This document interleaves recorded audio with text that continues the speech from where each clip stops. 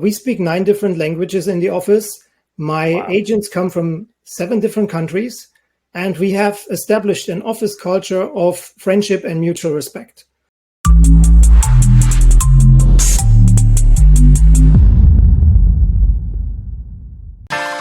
Welcome to the MegaTeam Mastermind podcast, the ultimate resource for real estate team leaders who want to take back their time, scale their profit, and love their business again.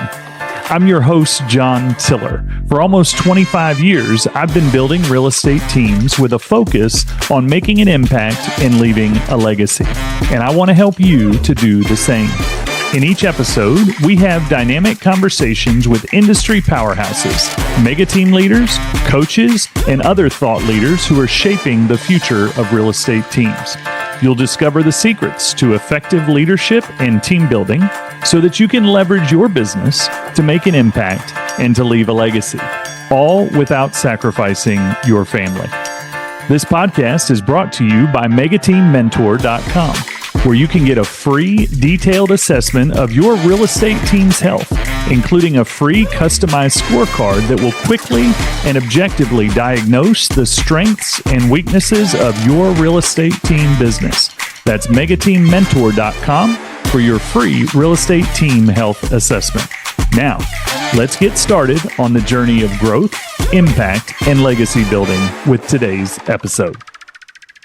Welcome back to the MegaTeam Mastermind podcast, where we interview successful real estate megateam leaders who will inspire you by sharing real-world stories of success and failure, building profitable real estate teams that both make an impact and leave a legacy. I'm your host, John Tiller, and today we've got Dirk Fischer, managing broker of Fifth Homes in Southwest Florida. Dirk owns Fifth Homes and has just a fascinating story that I can't wait to share with you. He's got 10 agents, including 4 brokers and an attorney on his team. And we're gonna have some fun learning today about you. Dirk, thank you so much for coming by and meeting up with us today. Thanks for inviting me, and thanks for having me. Yeah, of course. So why don't we start with your journey? We had a few minutes to talk about before we came on the air here and talked a little bit about what your kind of background and your journey in real estate is. And it's just fascinating to me. If you don't mind, share your story with us. Oh, glad to. So I came to the United States about 16 years ago, and I had already a background in real estate in Germany, where I sold condos, and I had training from Deutsche Bank. But when I came here, that was not the first thing I did. So I came here as a tourist. I wanted to try out a new opportunity. I wanted to see if we like the country and if it has actually opportunities for me and my family. And we liked it, and we stayed and turned our B2 visa into an investor visa. Still, my first job was not real estate. I had a hobby. I always loved photo gear, cameras, lenses. And I was in a bar with a diamond shop owner, and we got to chat, and he saw my pictures, and he offered me to shoot his next campaign on billboards and magazines.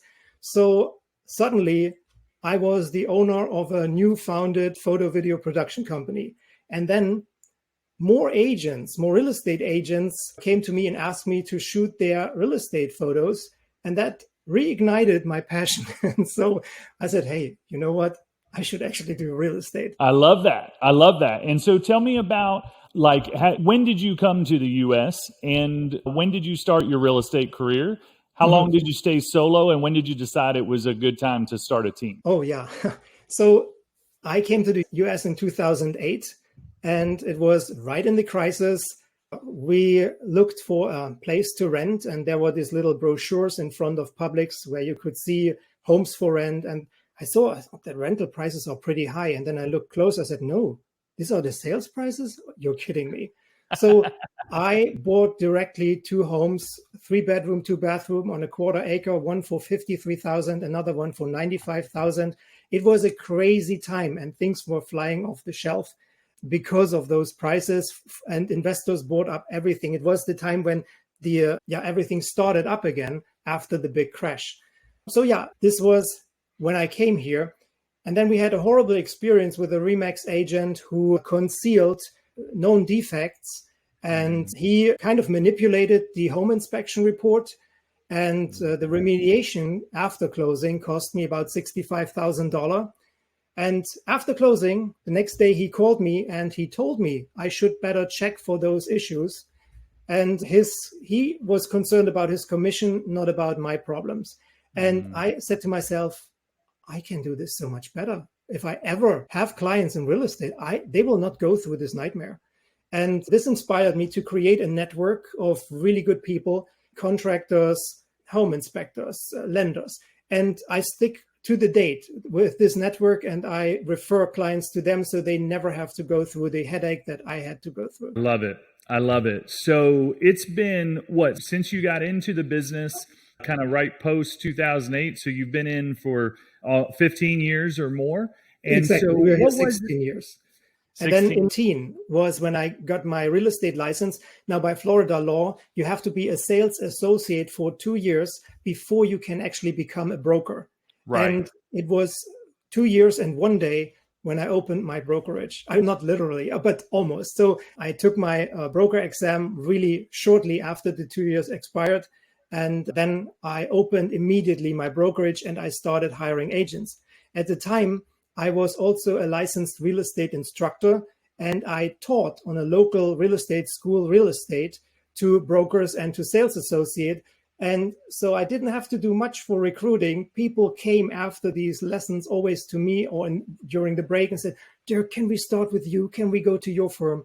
And at the time, I hired up to 75 agents. It was a given. I didn't even have to advertise. Wow.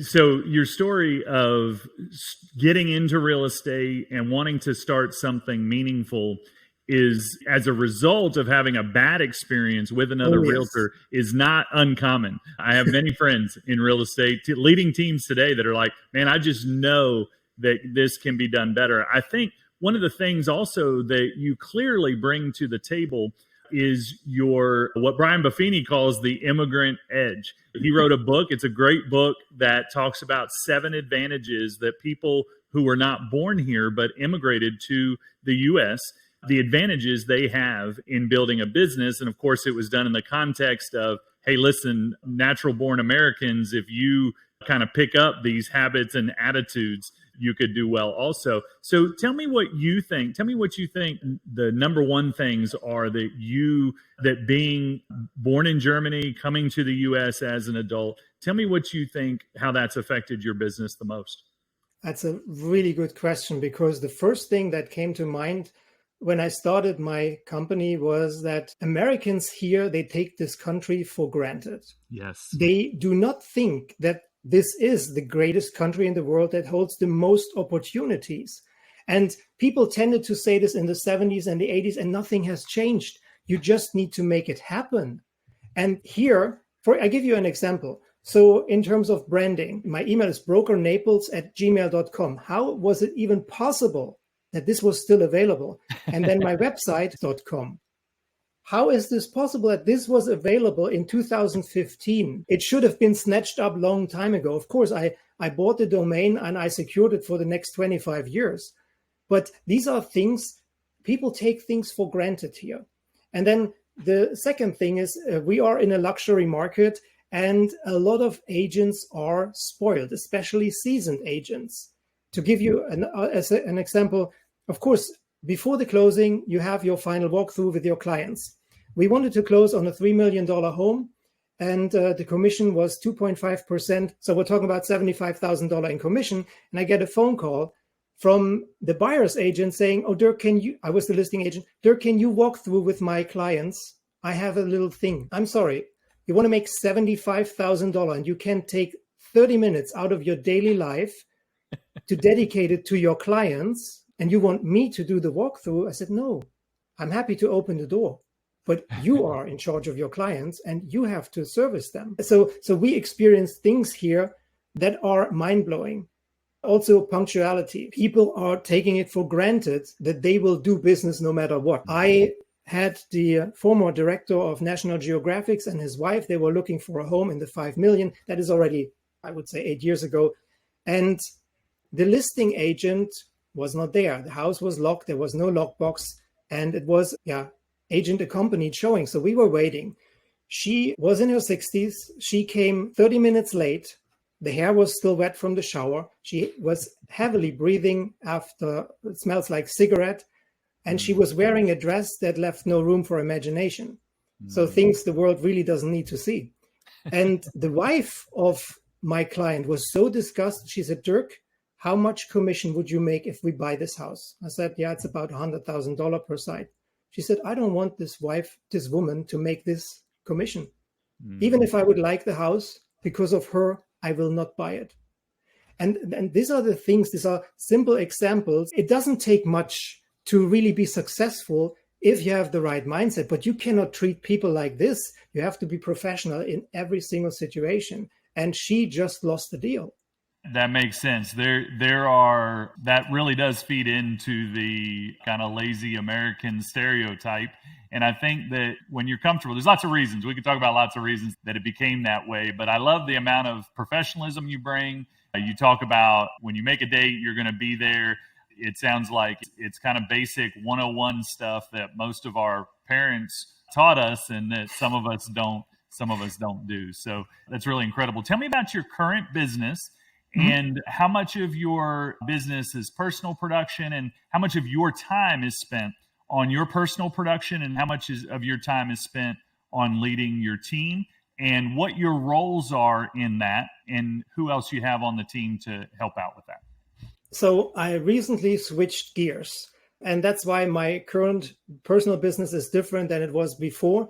In the past, I was operating a bit larger team and we had a commission split. I was still fair. I was giving out leads and I was charging a 90-10 split. So 10% went back to me, although it was my leads that the agents received.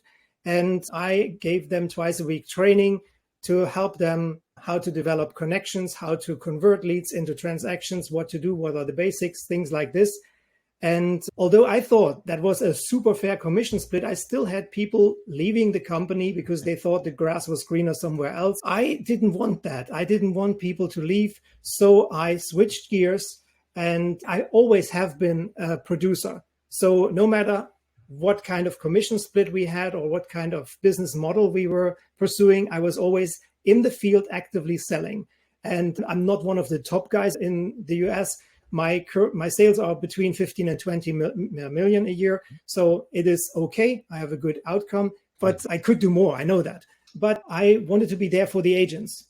So now I switched my model and my agents can keep 100% of their commission.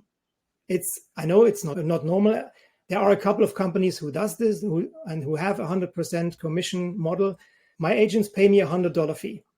So, and therefore they get all the backup. They have the office, they have the software. We have a nice CRM with an IDX feed so that they know exactly what their clients are doing and that they can implement any form of drip campaigns.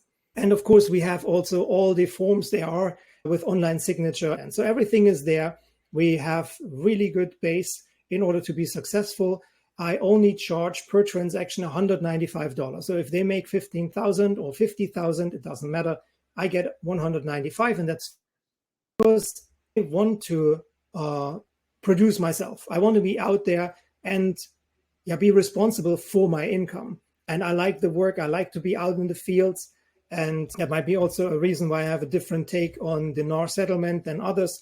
But I like to be out there working hands-on. And when I get up, first thing is I check my emails, I check my phone, and I definitely have it on silent after 8 p.m. because I need to go get my mind down to a resting level. And it took me a while to educate agents that I'm not available in the middle of the night. No, I'm not. There are working hours and there are times for myself. But I got to this point, and right now, so now let me finish my day. So then I'll see what's happening. And based on that, I will make my schedule. For example, after this interview, I'm meeting clients. They purchased a home at a golf community for 3.7 million. And it was a new construction and they just finished constructing. And today is the final walkthrough. So I helped them. I was there already last week and I Sure. provided a punch list of 62 items that I found that were not to my satisfaction. But I'm a little bit crazy. It is the perfectionist that kicks in from time to time. I think some items may be a bit over the top. Anyway, it helped them. Yes. Yeah. So how much time of your week, as a percentage of your week, would you say is spent on your personal production versus agent training and leadership management and accountability? 75-25. So Gotcha. to be honest, okay, good. 75% goes into my own production, 25% goes back to my agents. And we were talking about before we came on the air that you're very comfortable with that. That provides a lower stress environment than what you've had in past years. And so that's being in the business the way you want to be in it. Would you say that's fair? That is 100% spot on. So in the past, especially when I had so many agents, they made mistakes without consulting me. And I had to spend a lot of time in trying to leveling with their clients and making it right. For example, I had an agent who promised the clients that they would pay the same tax as the tax bill was in the past year, which is a promise that you can't make. And the clients were very upset about that. So it took me quite some convincing that they still moved forward with the purchase and to educate them how actually the taxation of properties work. And I wish, a lot of agents would simply consult with their brokers before making such promises or statements. And that's why, as a number one rule, no contract goes out without my supervision. I go through all the contracts line by line, and I make sure it is written correctly. And since the beginning of my career, we never had to be in front of a judge. Gotcha. Well, that's fantastic. You had alluded to how you're not concerned about the NAR settlement. Now, as we're recording, this is just right before the settlement goes into effect. We're at the end of July here. So things, we do know that there are things that we don't know. But from your perspective now, tell me about why you see that differently than other agents and brokers. Well, in fact, I'm extremely concerned about the NAR settlement because I think it's wrong. It's completely wrong. It's completely one-sided in a bilateral world. So you cannot one-sided change conditions and terms that benefit one party if two parties are involved. So, for example, as of August 1st, you can no longer see commissions in the MLS. In your local MLS. Exactly. So on August 1st. But you can attach a link to a website, and then you need to have two other links. It needs to take two more clicks before the commission can be revealed. This is just a load of more work for the listing agent to provide these information, and also for the buyer's agent to get to the bottom of this. Because in the end, it doesn't change anything. We need to know what's the commission because the buyers need to know, do they have to pay us or will we be paid by the seller? So this step is so unnecessary and it's just extra work. And what I realized through the NAR settlement is that it's done by people who are not working actually in the field, who are sitting behind their desks. And they are there's a big push by the Department of Justice to go even further than the settlement is now and completely decouple commissions and have buyers pay the fee. Now, of course, there's ways to ask for the seller to help with that, but the buyer becomes fully responsible. I know. And where's the point in that? Look, sellers can now make seller concessions that can be incorporated in the purchase price and also financed by lenders. But if the buyer has to pay us directly, then it's not part of the deal and they have to come out cash out of pocket. Yeah. So where is the point when you can make seller concessions? It's the same thing as if they would just give us a commission.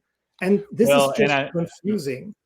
Right. And I think what is yet to be determined is what choice will sellers make? Will sellers make the choice that, hey, I'm going to offer it and it's going to end up virtually the same. It's just a different way to get to the same end.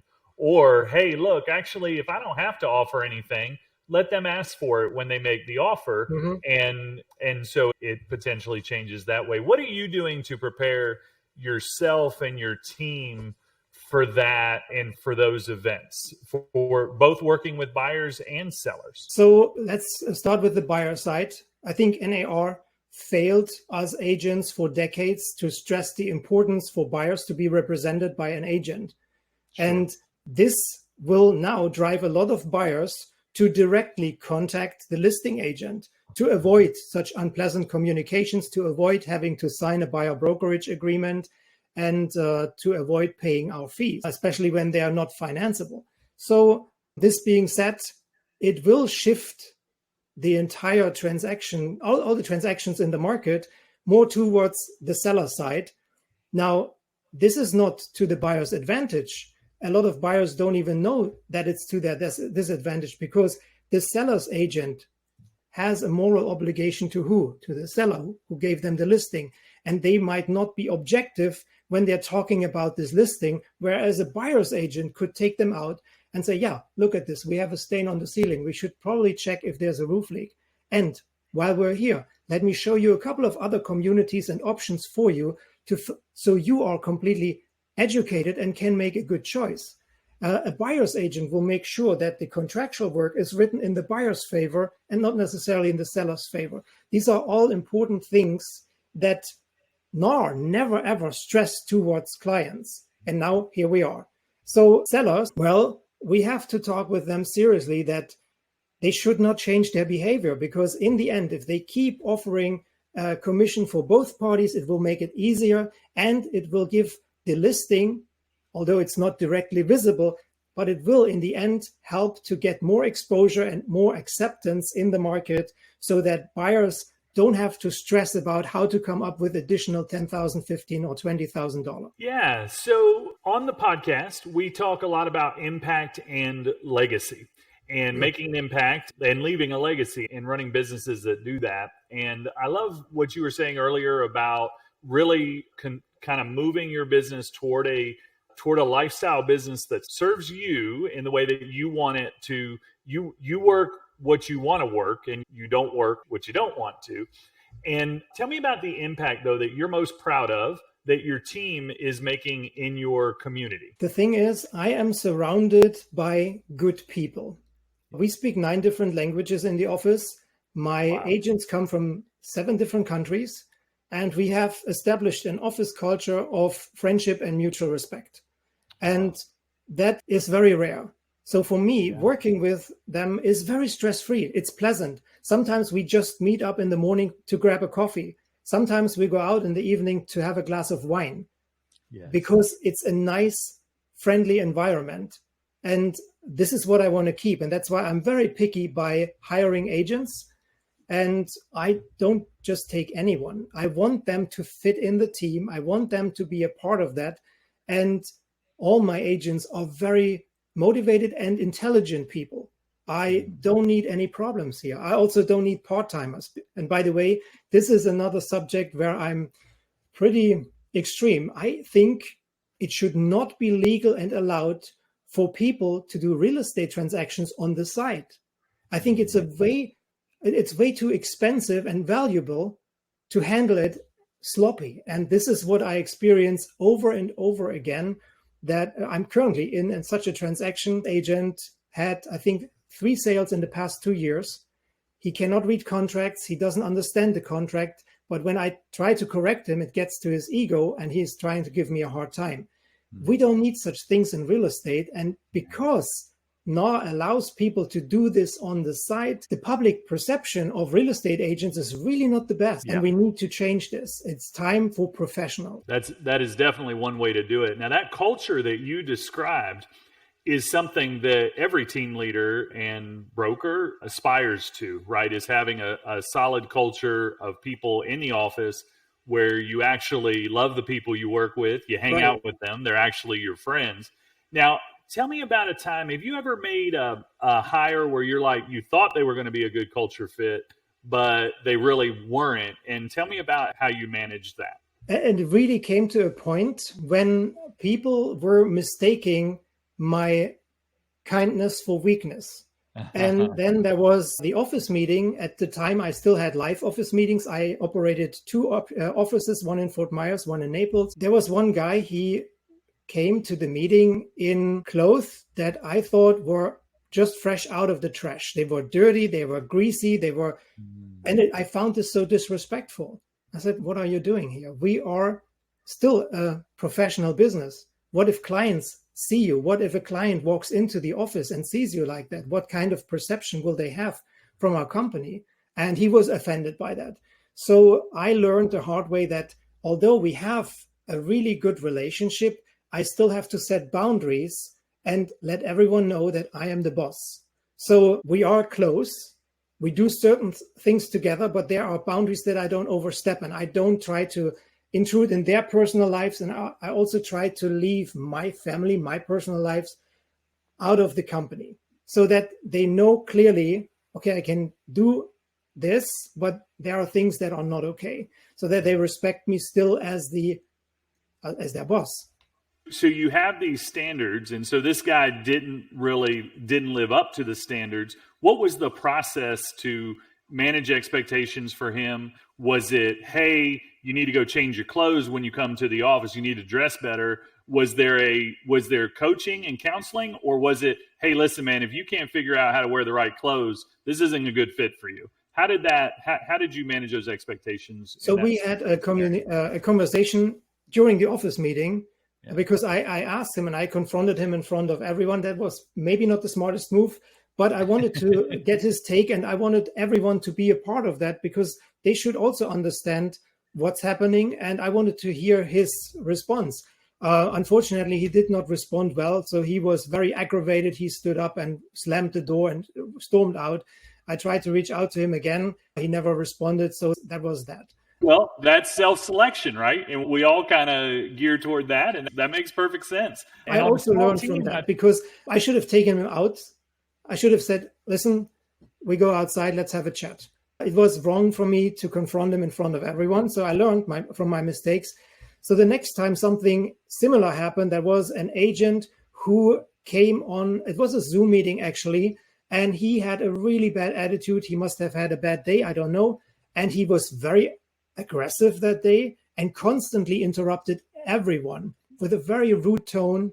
And so I said I had to mute everyone and take him out. I gave him a phone call.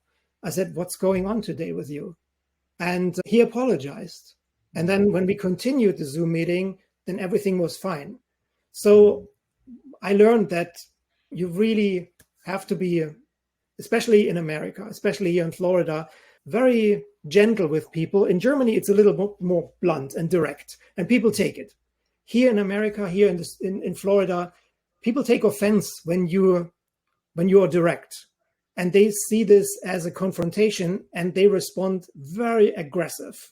So I learned it the hard way, and I think this is what I took from that. So I really take them out. I try to approach it as gentle as a German can.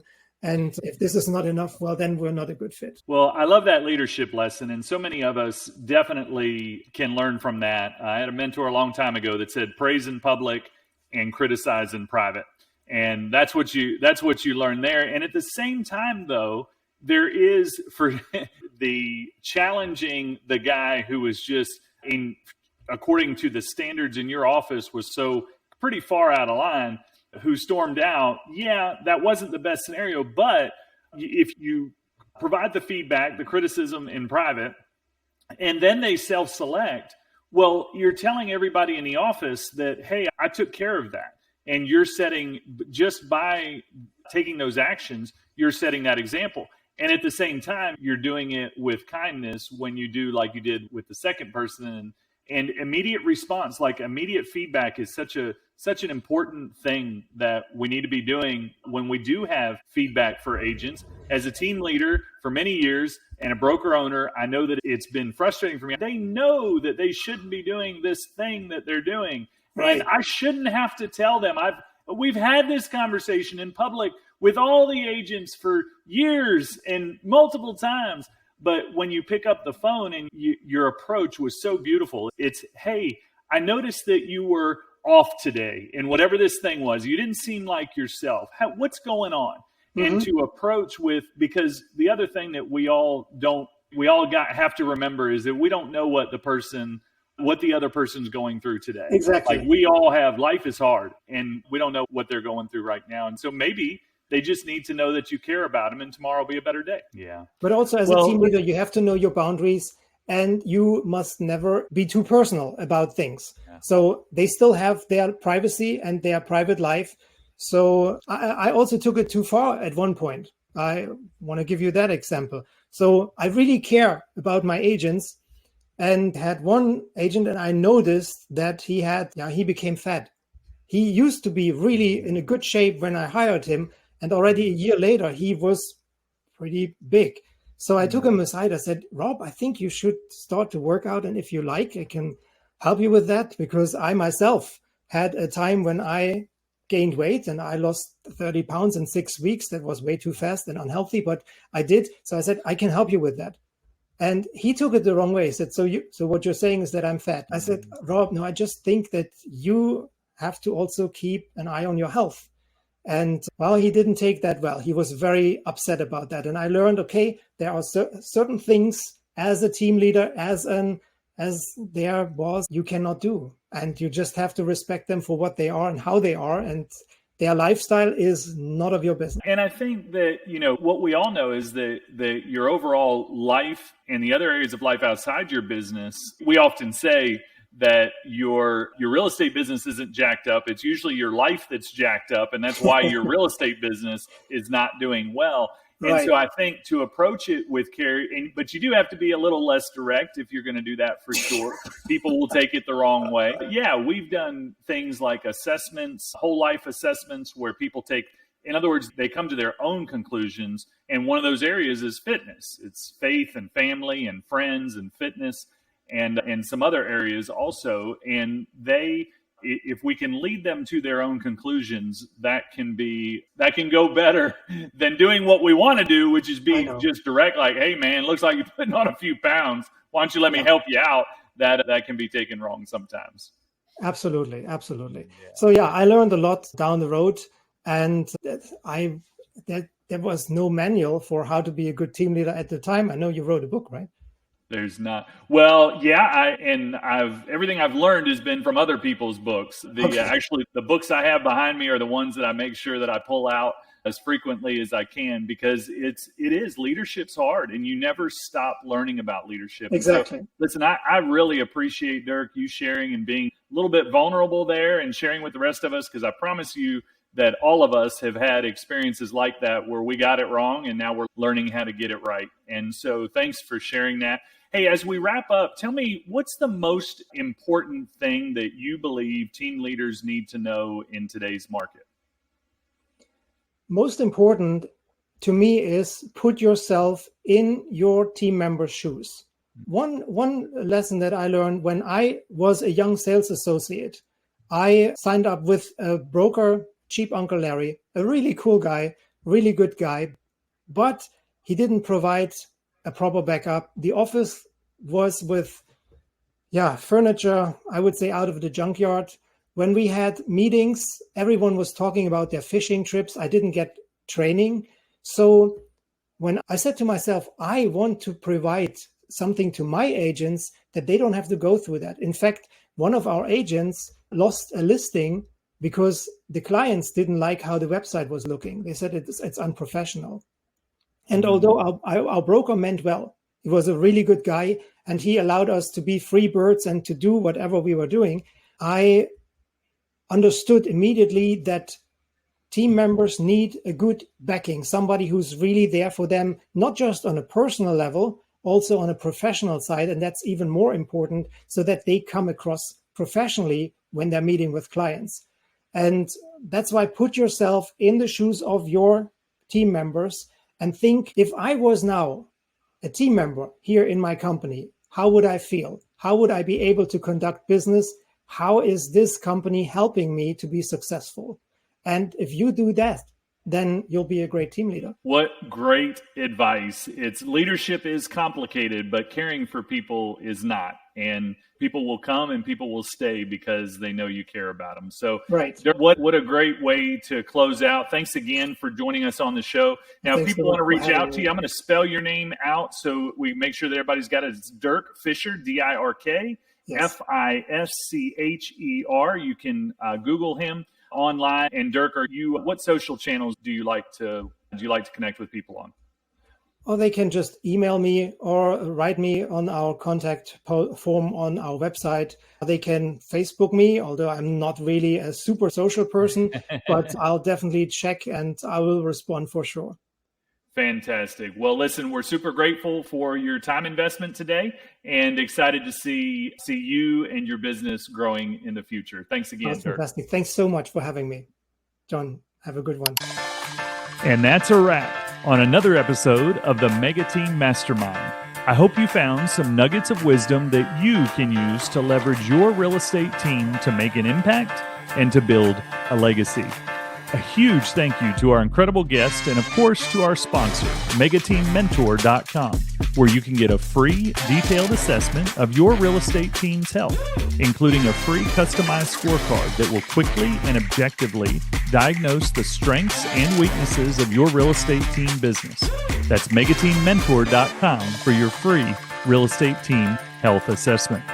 If you enjoyed the show, I would consider it a personal favor if you would subscribe or leave us a review so that we can get this podcast out to others who want to make an impact and leave a legacy. I hope you'll tune in to our next episode for more leadership insights, strategies, and stories of success and failure. Until then, this is John Tiller, and as always, I'd like to speak an ancient blessing on you as we go. May the Lord bless you and keep you. May his face shine upon you and be gracious to you. May the Lord turn his face toward you and give you